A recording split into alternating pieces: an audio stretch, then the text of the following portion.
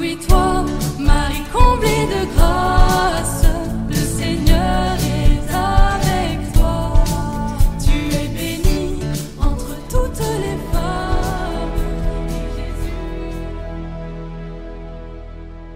Lecture du livre des Actes des Apôtres.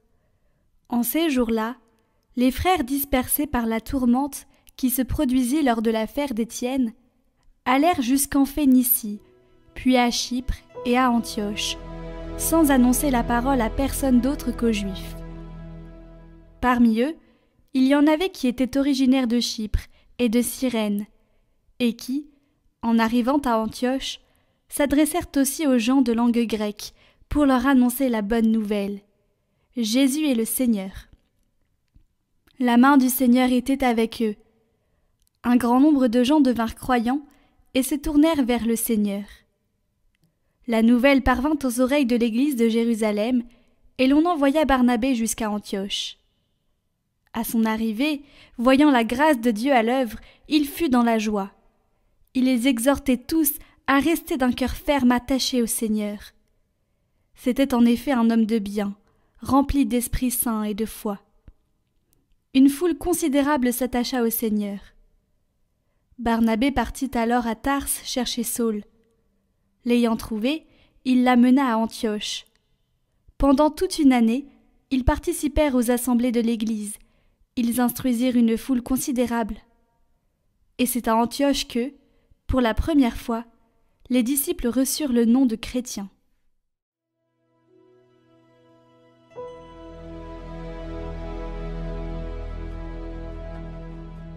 Louez le Seigneur tous les peuples. Elle est fondée sur les montagnes saintes. Le Seigneur aime les portes de Sion, plus que toutes les demeures de Jacob. Pour ta gloire, on parle de toi, ville de Dieu. Je cite l'Égypte et Babylone entre elles qui me connaissent. Voyez Tyr, la Philistie, l'Éthiopie, chacune est née là-bas. Mais on appelle Sion ma mère, car en elle tout homme est né. C'est lui, le Très-Haut qui la maintient. Au registre des peuples, le Seigneur écrit « Chacun est né là-bas ». Tous ensemble, ils dansent et ils chantent. En toi, toutes nos sources.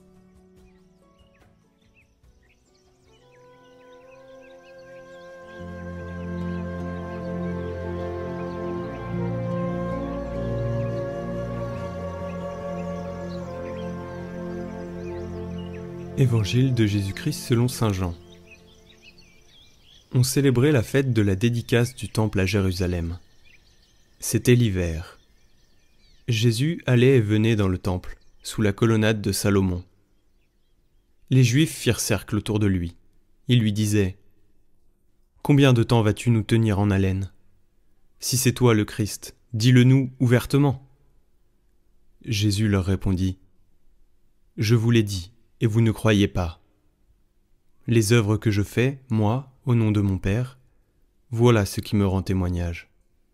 Mais vous, vous ne croyez pas, parce que vous n'êtes pas de mes brebis. Mes brebis écoutent ma voix. Moi, je les connais, et elles me suivent. Je leur donne la vie éternelle, jamais elles ne périront, et personne ne les arrachera de ma main. Mon Père, qui me les a donnés, est plus grand que tout, et personne ne peut les arracher de la main du Père. Le Père et moi, nous sommes un.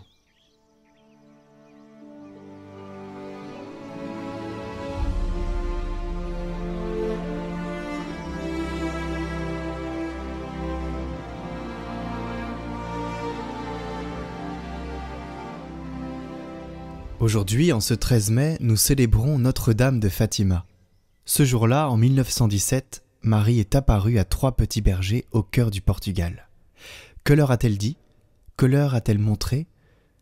Un cœur de mère inquiet pour ses enfants. Une lumière céleste qui éclaire les ténèbres de notre monde. Un message d'espérance et de conversion. Les enfants de Fatima ont vu l'enfer, non pour les effrayer, mais pour qu'ils prient, qu'ils se convertissent et qu'ils deviennent des messagers de paix. Notre-Dame de Fatima nous invite à prier non par peur, mais par amour. Elle nous appelle à nous tourner vers son cœur immaculé, ce cœur de mère qui nous guide, nous console et nous protège. En regardant les textes du jour, nous voyons un même élan missionnaire. Les disciples, dispersés par la persécution, n'ont pas cédé à la peur. Au contraire, ils ont porté l'Évangile là où ils allaient. À Antioche, pour la première fois, on les a appelés chrétiens. Un nom qui signifie que nous appartenons au Christ et que nous écoutons sa voix et que nous le suivons. Comme Marie, qui à Fatima appelle à revenir au Christ par la prière et la conversion, les disciples ont annoncé Jésus comme seul sauveur, et la lumière a rayonné. La Vierge Marie n'est pas venue pour se montrer elle-même, mais pour nous ramener au Christ, pour nous rappeler que c'est lui la lumière des nations. Alors en ce jour de Notre-Dame de Fatima, nous devons nous poser la question: entendons-nous la voix de Jésus? Sommes-nous de ses brebis? Ou sommes-nous des étrangers, trop préoccupés par le bruit du monde pour entendre l'appel de son amour? Comme les enfants de Fatima, comme les premiers chrétiens d'Antioche, nous sommes appelés à être des témoins. Notre-Dame de Fatima nous montre la voie. Premièrement la prière, deuxièmement la conversion, troisièmement l'espérance. Prions le rosaire, consacrons-nous à son cœur immaculé et confions-lui nos vies, nos familles, nos épreuves. Elle nous conduit toujours à son Fils, lumière du monde. Chers amis, dès demain il y aura sur Catoglade une neuvaine du 14 au 22 mai à Sainte Rita. Nous la prions pour les causes désespérées, pour ce que nous pensons impossible. Mais nous le savons, à Dieu rien n'est impossible et Sainte Rita le sait bien. C'est une grande intercesseuse. Je vous proposerai cette neuvaine en partenariat avec Hosanna et le sanctuaire Sainte Rita de Vandeville. Vous pouvez vous abonner à la page Hosanna pour recevoir un mail chaque matin afin de vous rappeler qu'il faut faire cette neuvaine si vous vous êtes engagé à le faire. Retrouvez tous les liens en description et le lien pour Hosanna en haut à droite de cette vidéo. Et pour ceux qui l'auraient manqué, il y a une neuvaine que nous avons fait à Notre-Dame de Fatima pour la paix, la conversion, la protection, la guérison. Pour notre famille ou toute autre intention personnelle, je vous mets en lien cette neuvaine, en lien en haut à droite et en description. Vous pouvez la faire à partir d'aujourd'hui et ce pendant 9 jours. Mais vous pouvez aussi aller la prier une simple fois.